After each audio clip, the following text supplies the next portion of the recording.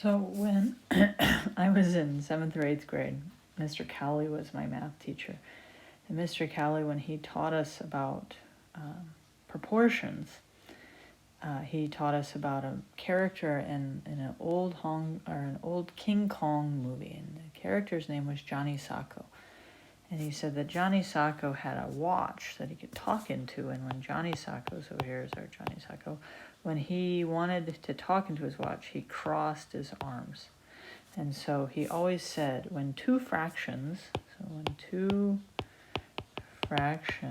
equal each other, Johnny Sacco says to cross multiply.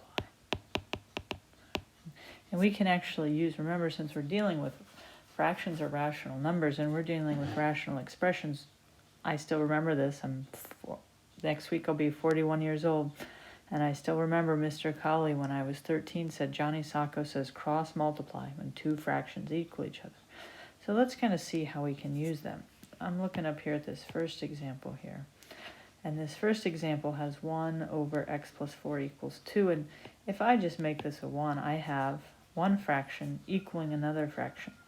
And I'm putting this video up here to show you why did we spend all this time adding and subtracting, multiplying, and dividing fractions. Because up here, I can use this method because I have one fraction, this fraction, equaling this fraction. But when I look down here at example 2, I have a fraction, but it equals not just a fraction, it equals something that is a rational expression.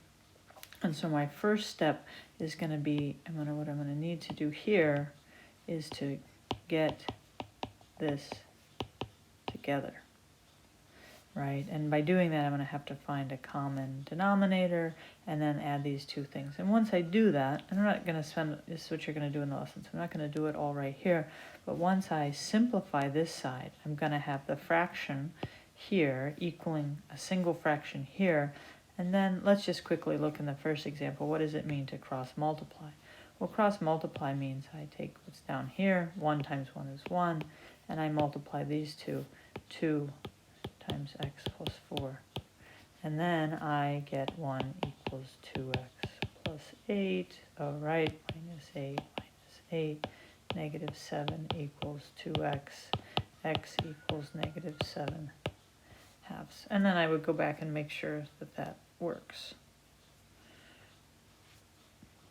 All right, so what's our idea here? The idea at this point in the lesson is just to have you see the connection that why did we need to spend so much time adding and subtracting fractions? Because we need to consolidate and have them simplify. One other thing I want you to think about right here as a beginning is to remember what it means to solve. So we're finding the value of x that makes these expressions true. And we can do this in a number of different ways. We just did it algebraically up here. But I want you to appreciate what it means to do it graphically as well. Because if I'm finding the value of x that makes it true, or I could say that this is one function, so this is y1, and this is y2. And both of these would be rational equations that you learn. And so kind of imagine just right now what would happen if these two graphs, we're looking at where these two graphs cross each other. And remember, rational expressions have some pretty funny shapes. So you can start to imagine that maybe you're going to have one solution, maybe you're going to have two solutions, maybe you're going to have no solutions. And we come up with this thing in this section where sometimes our way of getting a solution creates what are known as extraneous solutions.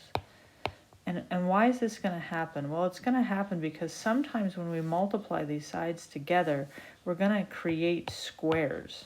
I think you can kind of see that that could be possible, that you're going to create these x squared situations.